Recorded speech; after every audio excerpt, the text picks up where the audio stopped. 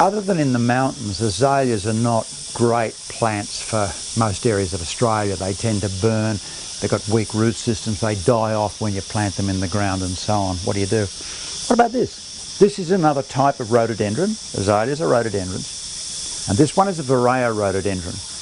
Trivia question. Do you know where the majority of the world's rhododendron species come from? New Guinea.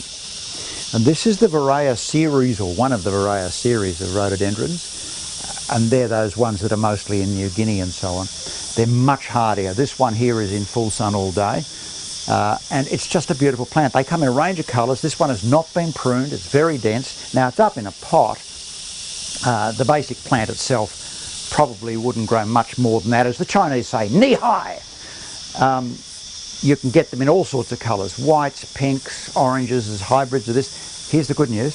This is an Australian native plant. This is Rhododendron Lochiae, named after the wife of the Governor of Victoria. Just a beautiful thing. Hardy, easy to grow, doesn't need to be repotted each year.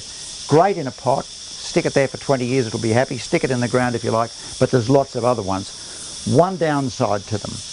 This one is a beautiful plant in every respect. Many of the ones they sell at nurseries are gangly, tall things with a bigger flower, and they really never look much good in the garden. Go for this one, Rhododendron Lochiae.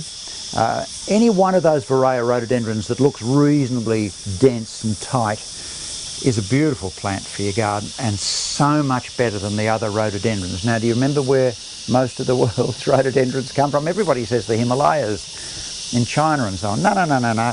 They come from the tops of the mountains like Mount Bartle-Frere or Bellenden Kerr in Queensland. They come from the mountains in Australia. Beautiful things. This one, Lochiae. You'll never spell it, L-O-C-H-I-A-E. Oh, now for the sting in the tail. Good sting though. These are highly attractive to butterflies. The small orchard butterfly comes around this plant all the time and sucks the nectar. You're probably asking, when do they flower? Mine flower a little bit erratically. I've got a number of different things like this, and usually sort of about late spring coming into summer, which most rhododendrons do.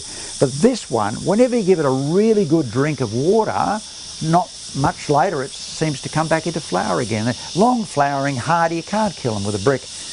You really have to have one.